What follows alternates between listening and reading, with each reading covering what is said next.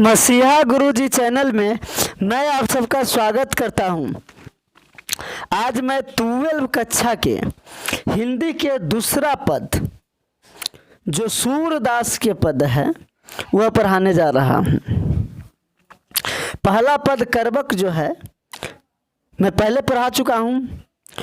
इससे पहले के सभी पाठ जो है मेरे चैनल के प्लेलिस्ट में 12 कक्षा के फाइल बना हुआ है, उसमें आप देख सकते हैं। चलिए पहले मैं कवि के परिचय दे दूं।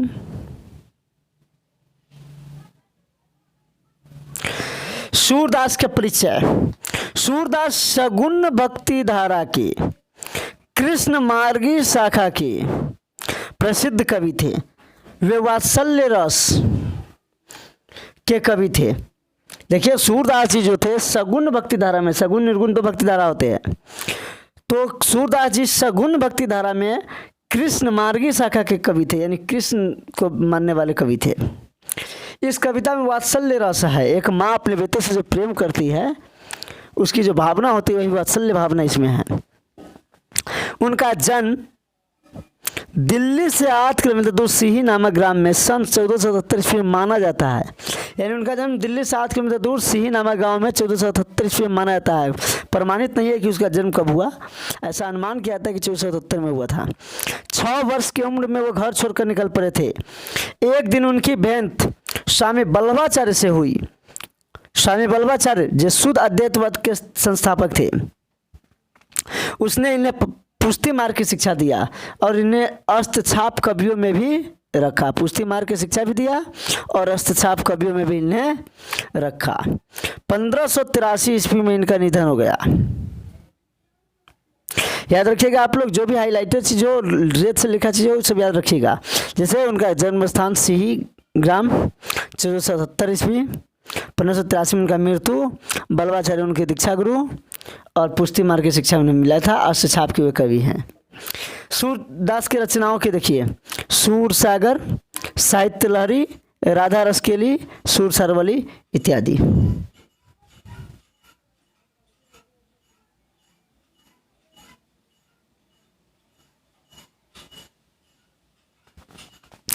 चलिए इसमें 2 पद है, तो पहला पद मैं बता रहा हूँ, दूसरा पद अगले वीडियो में बताऊंगा।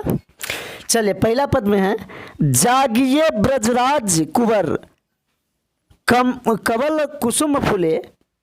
जागिए ब्रजराज कुंवर कवल कुसुम फूले।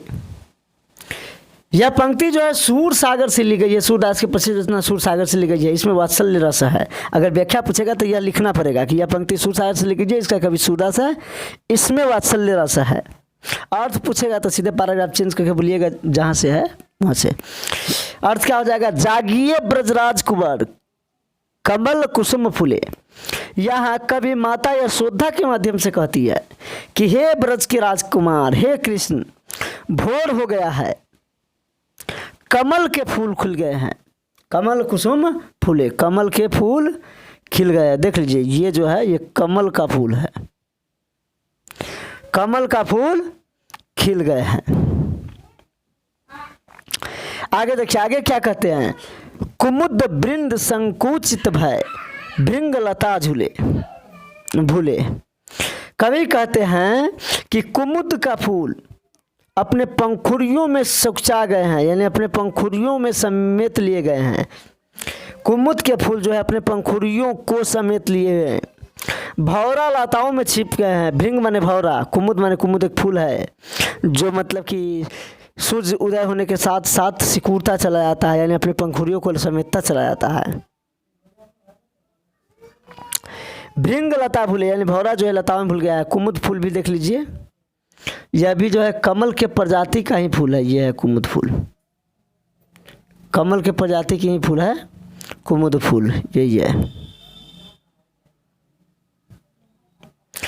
तो आप और समझ गए कि माता यशोदा कहते हैं कि हे ब्रज के राजकुमार, हे कृष्ण,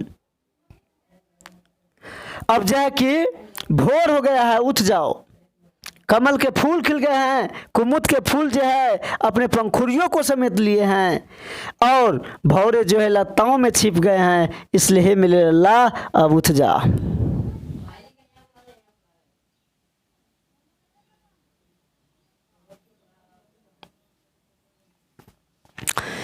तमचर खग, तमचूर, तमचूर जो होता है एक पक्षी होता है, मुर्गा जिसको बोलते हैं। तमचूर जो है एक पक्षी है मुर्गा, जो सवेरे सवेरे बोलता है। ये देखिए ये फिगर इसका।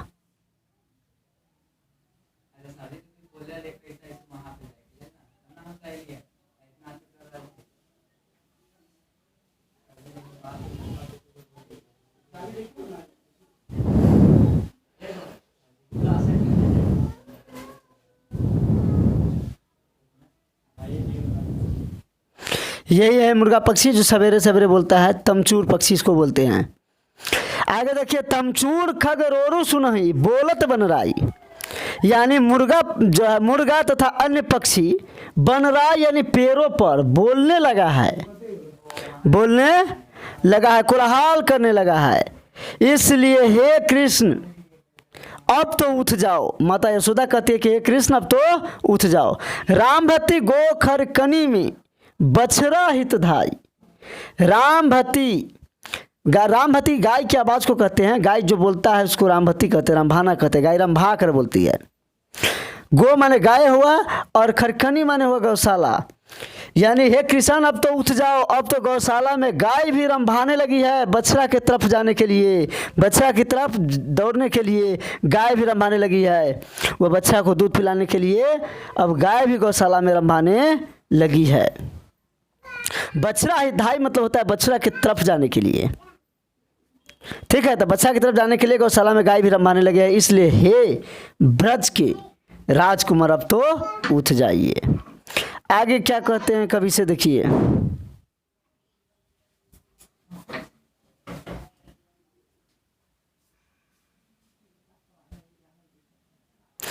विधु मलिन रवि प्रकाशा, विधु मलिन रवि प्रकाश। विधु माने होता है चांद, यानी चांद जो है प्रकाशहीन हो गया है, रवि प्रकाशवान हो गया है। गावत नर नारी, और नर और नारियां भजन गाने लगी है, नर और नारियां भजन गाने लगी है, यानी सवेरे के समय हो चुका है। हे लला हे कृष्ण अब उठ जाइए। माता यशोदा कहती है ये बातें। अगर व्याख्या पूछेगा तो ऊपर की लाइन भी आप लिख लीजिएगा, ये लाइन कि यह पंक्ति सूर सागर से ली गई है, इसका कवि सूरदास है, इसमें वात्सल्य रस है। और सिर्फ अर्थ पूछेगा तो अर्थ हम बता रहे हैं कि यहाँ कवि माता यशोदा के माध्यम से कहती है कि हे लला, विधु यानी चांद, मलिन यानी तेजहीन हो गई है, रवि प्रकाश सूर्य जो है प्रकाशवान हो गई है, नर और नारियां जो है भजन गाने लगी है। सूर्य श्याम प्रातः उठो। सूरदास जी कहते हैं कि हे श्याम सवेरे हो गया है, उठिए। हे अंबुजधारी, अंबुज करधारी, कर माने हाथ, अंबुज माने होता है कमल। हे कमल को हाथ में धरने वाले केशव, हे श्याम, हे श्याम अब तो आप उठ जाइए, सवेरा हो गया है। इस तरीके से पहला भाग खत्म हुआ। हम अगले भाग के साथ अगले वीडियो में मिलेंगे। जय हिंद, जय भारत।